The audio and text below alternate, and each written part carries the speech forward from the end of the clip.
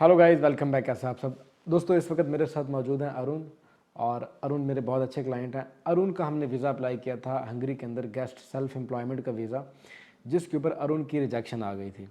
और रिजेक्शन के बाद फिर हमने किस तरीके से फ़ाइट करके इमिग्रेशन के साथ अरुण का पॉजिटिव डिसीजन लाया, तो इस सिलसिले में आज आपके साथ बात करेंगे। वीडियो के अंदर मेन जो हमारा टॉपिक होगा वही होगा कि किस तरीके से क्लाइंट ने स्ट्रगल की इस पूरे टाइम पीरियड के अंदर, रिजेक्शन क्यों आई, रीज़न क्या बनी उसकी, और स्टेप्स कौन से थे जो कि हमने फॉलो किए कि हमारा वीज़ा अप्रूव हो पाए। और अगर आप गेस्ट सेल्फ एम्प्लॉयमेंट का वीज़ा अप्लाई करने के लिए इंटरेस्टेड हो तो आपको क्या करना होगा कि आपका वीज़ा पॉजिटिव डिसीजन में आए।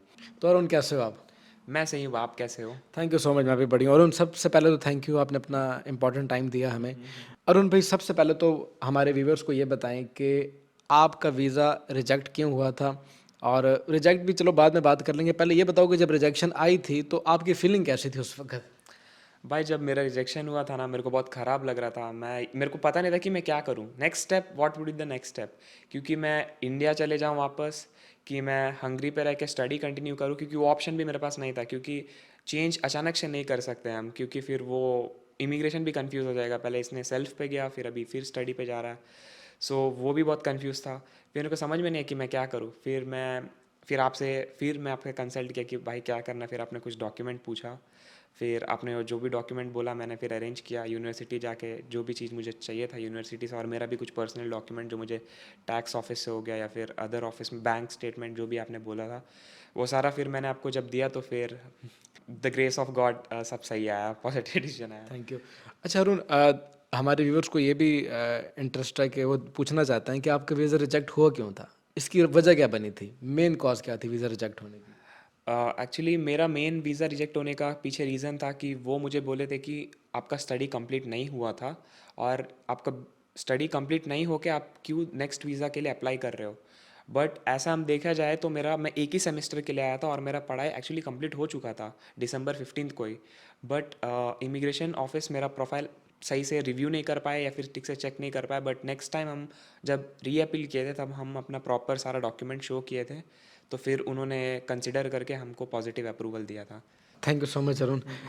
मैं अपने देखने वालों को थोड़ा मज़ीद एक्सप्लेन करके बता दूं कि हंगरी के अंदर गेस्ट सेल्फ एम्प्लॉयमेंट का जो वीज़ा है ये पिछले साल तक बहुत इजी था, बहुत सिंपल था। अगर आप पाकिस्तान से आ रहे हो और बिल्कुल आप नए स्टूडेंट हो तो 3 महीने के बाद आप हंगरी के अंदर अपना वीज़ा कन्वर्ट करवा सकते थे अपना स्टूडेंट पर्पस से गेस्ट सेल्फ एम्प्लॉयमेंट के अंदर।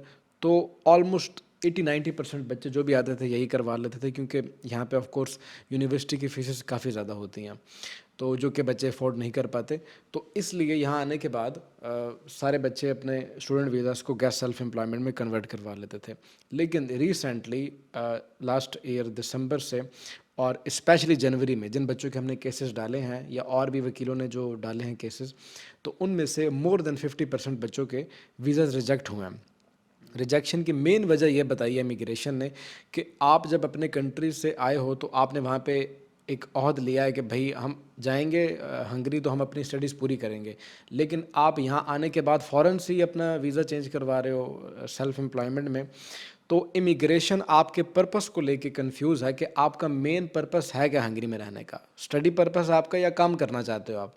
तो इमिग्रेशन को आपने कंफ्यूज कर दिया, इसलिए इमिग्रेशन आपको आगे वीज़ा अप्रूवल नहीं दे रही सेल्फ एम्प्लॉयमेंट के ऊपर। तो यही मेन रीज़न बनी थी अरुण की भी और बाकी बच्चों की भी। लेकिन अरुण का केस इसलिए स्ट्रांग था कि अरुण जो स्टडीज़ करने के लिए आया था उसका कोर्स ही 3 महीने का था, तो उसने वो स्टडीज़ कंप्लीट कर ली थी। तो इमिग्रेशन ने, क्योंकि उन्होंने एक अपने माइंड में एक मिथ बैठा ली थी कि भाई सब बच्चों को रिजेक्ट करना है, तो इमिग्रेशन जब किसी चीज़ के पीछे पड़ जाती है तो वो ऐसे ही फिर रिजेक्ट करती हैं, फिर वो डॉक्यूमेंट्स भी इतना अच्छे से चेक नहीं करते। अच्छा अरुण, अब ये बताओ कि रिजेक्शन के बाद जो हमने अपील की, तो अपील के अंदर हमने क्या प्रोसेस किया, कैसे हमने अपील की और फिर किस तरीके से हमने इस केस को विन किया?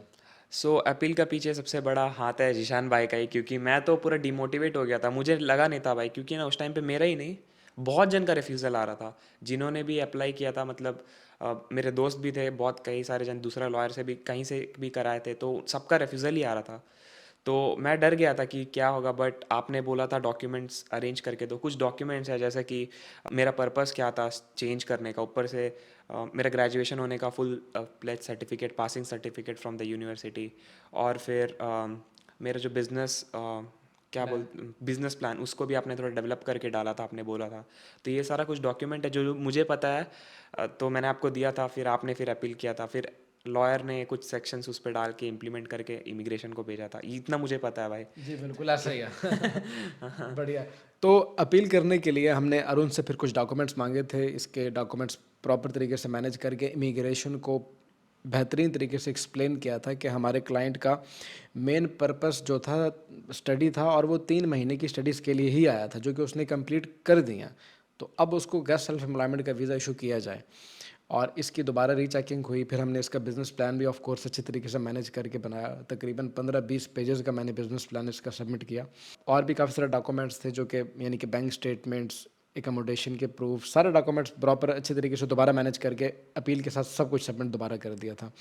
तो उसके बाद फिर अरुण का जो रिजेक्शन थी वो पॉजिटिव डिसीजन के अंदर कन्वर्ट हो गई।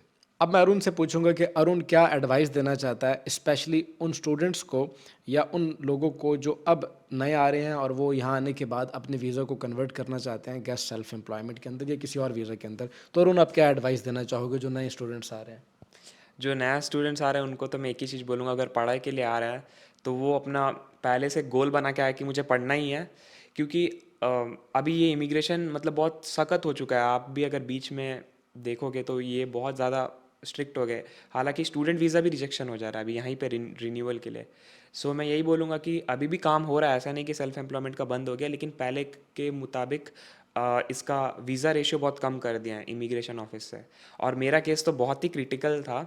तो क्योंकि 3 महीने का ही मेरे पास रेसिडेंट परमिट था, और 3 महीने के बाद मेरा एक्सपायर हो रहा था, और मुझे with in 3 months he visa apply करना था। तो मेरा बहुत क्रिटिकल केस था, पर भी मेरा हो गया क्योंकि मेरा एक वैलिड रीज़न था और जीशान भाई थे, तो वो पूरा फ्रेमवर्क अच्छा तरीके से करके अपील किया। बट वही है, अगर आप स्टडी के लिए आ रहे हो तो स्टडी करो, और आप अगर आप स्टडी नहीं करना चाहते हो तो जीशान भाई से कंसल्ट करके ये सेल्फ गेस्ट एम्प्लॉयमेंट का भी आप करवा सकते हो। ये मेरा राय है। Thank you. Thank you Arun. एक चीज़ मैं अपने देखने वालों को बताना चाहूँगा कि अरुण का केस इसलिए भी क्रिटिकल था कि अरुण का जो स्टडी टाइम पीरियड था वो 3 महीने का था, और इसका जो पहला रेजिडेंस परमिट था वो भी 3 महीने का ही था।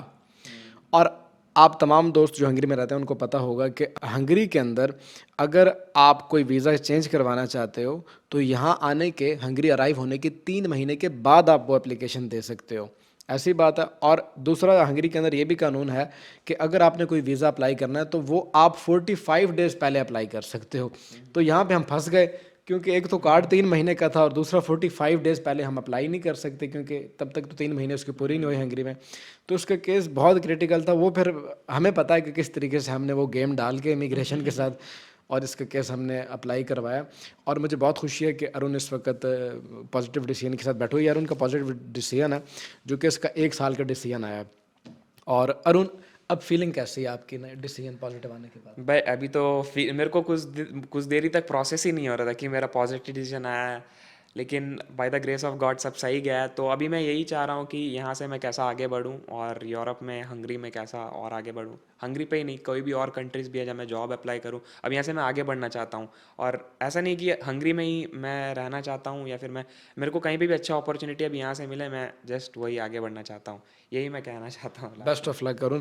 अरुण पहले इंडिया में भी जॉब करता रहा एक बहुत बड़ी मल्टीनेशनल कंपनी के साथ, और आई होप कि अरुण आगे फ्यूचर में अपने लिए कोई बेस्ट ऑप्शन देख पाएगा हंगरी के अंदर या आउट ऑफ हंगरी।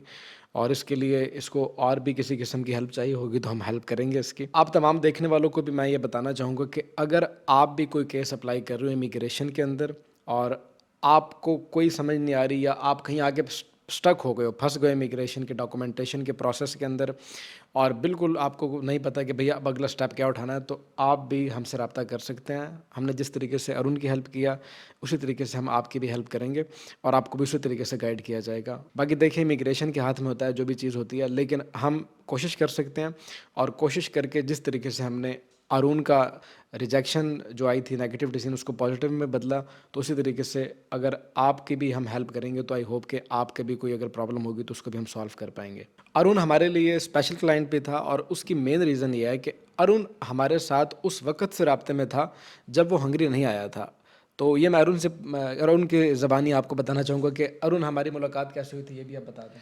ये बहुत इंटरेस्टिंग था भाई, क्योंकि मैं जब मेरा 3 मंथ्स का स्कॉलरशिप लगा था, स्टाइपेंडियम हंगरिकम स्कॉलरशिप पे मैं आया था। जिनको नहीं पता उनको बताना चाहता हूँ कि मैं स्टाइपेंडियम हंगरिकम स्कॉलरशिप पे आया था और मेरे पास 3 मंथ्स का था, एक सेमेस्टर का ही था, और एक सेमेस्टर 6 मंथ्स का होता, बट उसमें भी मुझे 3 मंथ्स का मिला था। पता नहीं कुछ स्कॉलरशिप में इशू था मेरा।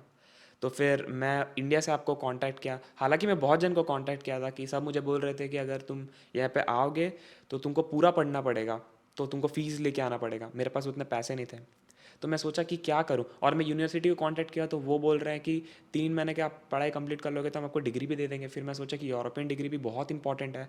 फिर मैंने आपसे बात किया, सो आपने मुझे कहा कि अरुण तुम तुम्हारा सारा डॉक्यूमेंट भेजो मुझे। आपने ऐसे ही नहीं कहा मुझे डॉक्यूमेंट्स भेजने का, मैंने आपको सारा अपने डॉक्यूमेंट भेजे, मेरा रेसिडेंट परमिट जो कुछ भी था।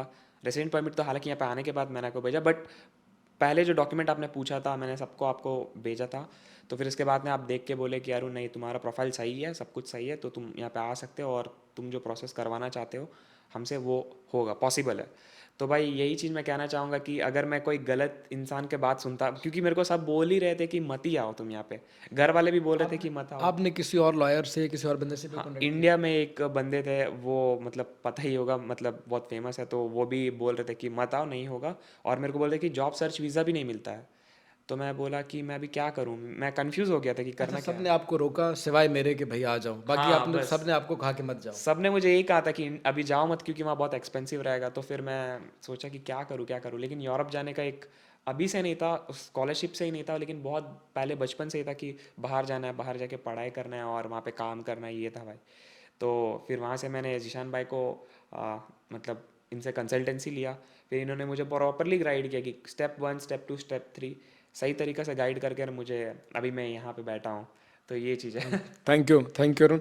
ये बिल्कुल ऐसी बात है, और अरुण का हमारे साथ रब्ता इंडिया से था, तो इसलिए मेरे लिए स्पेशल क्लाइंट भी था, तो मुझे स्पेशल मैंने इंटरेस्ट शो किया इसके केस के अंदर। जी जी। भाई और एक बात मैं बताना चाहता हूँ कि अगर जिशान भाई मेरे को इंडिया से बोलते ना कि तुम्हारा नहीं होगा, तो मैं आज यहाँ पे आता भी नहीं, मतलब हंगरी आता भी नहीं। मैंने तभी आपको बोला था कॉल में भी, हाँ जी, हाँ क्योंकि जी। सभी नहीं बोले और आप भी अगर नहीं बोलते तो मैं नहीं आता। तो ये था, तो जिशान भाई ने बोला था कि आ जाओ, सब सही है तुम्हारा डॉक्यूमेंट, तो बिल्कुल, ये अरुण ने जैसे बात बताई है बिल्कुल ऐसे ही है। और अरुण इसलिए हमारा स्पेशल क्लाइंट भी था क्योंकि ये इंडिया से हमारे साथ राब्ते में था, और ये हमारे कहने पे यहाँ हंगरी आया। तो जब इसकी रिजेक्शन आई तो मुझे भी बहुत बुरा लगा, और मैंने अपना 100% एफर्ट लगा के और इसका नेगेटिव डिसीजन पॉजिटिव में बदला, और को अपनी तरफ से मैंने 100% दिया कि इसका काम हो जाए। और मैं बहुत खुश हूँ आज कि अरुण एक मरतबा दोबारा लीगल हो गया यूरोप के अंदर। एक चीज़ मैं आपको बताना बताना चाहूँगा कि जब भी हम किसी बंदे का केस अप्लाई करते हैं, वो पाकिस्तान से हो, इंडिया से हो या किसी और कंट्री से भी, तो अक्सर लोग कॉल्स करते हैं, रोज़ पूछते हैं, मैसेजेस करते हैं कि सर हमारा डिसीजन कब आएगा, ये वो। तो अरुण भी उसी तरीके से हमें रोज़ कॉल कर देता था, रोज़ पूछ लेता था। तो एक दिन मुझे मतलब कि अच्छा नहीं लगा, मतलब मैं बहुत बिज़ी था, तो मुझे गुस्सा आ गया कि भाई रोज़ ही कॉल आ जाती है, भाई तुम वेट कर लो, डिसीजन आ जाएगा। तो मैंने कॉल उठाई, मैंने कहा अरुण भाई आप वेट कर लें, जल्दी डिसीजन आ जाएगा, अभी तक डिसीजन नहीं आया। तो अरुण ने मुझे जवाब दिया कि ज़ीशान भाई मुझे डिसीजन की फ़िक्र नहीं है, मैं सिर्फ ये पूछना चाहता हूँ कि आप सही सलामत हैं। मैं ये चाहता हूँ कि मेरा केस पूरा हो जाने तक आप सही सलामत रहें। ये सही बात है भाई, ये सही बात है। मैं यही चाहता था कि क्योंकि मैं हर वीडियो का नीचे कमेंट भी करता था कि जिशान भाई है तो मुमकिन है। हाँ तो जी। मैं इसलिए करता था क्योंकि मेरे को ये था कि अगर जिशान भाई रहेंगे ना तो वो, मैं इनसे ही नहीं, मैं बाहर भी बहुत जन से जब मैं जो भी काम करता था उधर मैं पूछता था कि जिशान भाई कैसे हैं। मैं इनके ऊपर डायरेक्टली यकीन नहीं किया था। जब मैं नया नया आया था मैं सबसे पूछता था, तो सब बोलते थे जिशान भाई से कराया तो ठीक है, कोई इशू नहीं है, वो आपका काम कर देंगे। तो मेरे को यही था कि अगर काम कर देंगे तो ये इनका सही रहना मेरे लिए बहुत ही ज़्यादा इंपॉर्टेंट था। असल में thank you so much Arun का भी, और बाकी तमाम इंडियन सब्सक्राइबर्स का भी, और इंडियन व्यूअर्स का भी, जो स्पेशली बुदापेस्ट में रहते हैं, बहुत रिस्पेक्ट करते हैं, स्पेशली इंडिया के जो क्लाइंट्स हैं हमारे, और मैं उनका शुक्रगुजार भी हूँ।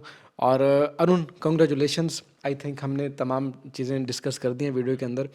तो आई होप कि अब जो नए लोग आना चाहते हैं उनको इन्फॉर्मेशन मिल गई होगी कि गेस्ट सेल्फ एम्प्लॉयमेंट के वीज़ाज़ थोड़े से स्ट्रिक्ट हो गए हैं, लेकिन स्टिल अवेलेबल हैं, आप अप्लाई कर सकते हैं, ओपन है। और किसी को कोई प्रॉब्लम होगी तो उसमें आप हमारे से कंसल्ट कर सकते हैं। Arun thank you so much, आपने अपना टाइम दिया, और मिलते हैं फिर इंशाल्लाह इसी तरह के किसी अगले वीडियो में। गाइस आप लोगों का भी बहुत बहुत शुक्रिया। अगर वीडियो अच्छी लगी हो और इन्फॉर्मेटिव लगी हो तो वीडियो को लाइक कीजिएगा। आप लोगों को कोई क्वेश्चन हो तो आप वो कमेंट सेक्शन के अंदर ईमेल पे फेसबुक, इंस्टाग्राम या टिकटॉक पर आप हमसे पूछ सकते हैं। और अगर आप कोई सर्विसेज लेना चाहते हो तो उसके लिए आप फिर से दिए गए ईमेल एड्रेस के ऊपर रब्ता करके हमारी टीम से कॉन्टैक्ट कर सकते हो। इसी के साथ आप ज़ीशान आसिम और अरुण को दीजिएगा इजाज़त। मिलते हैं इसी तरीके की अगली वीडियो में, तब तक के लिए टेक केयर। अल्लाह हाफिज़।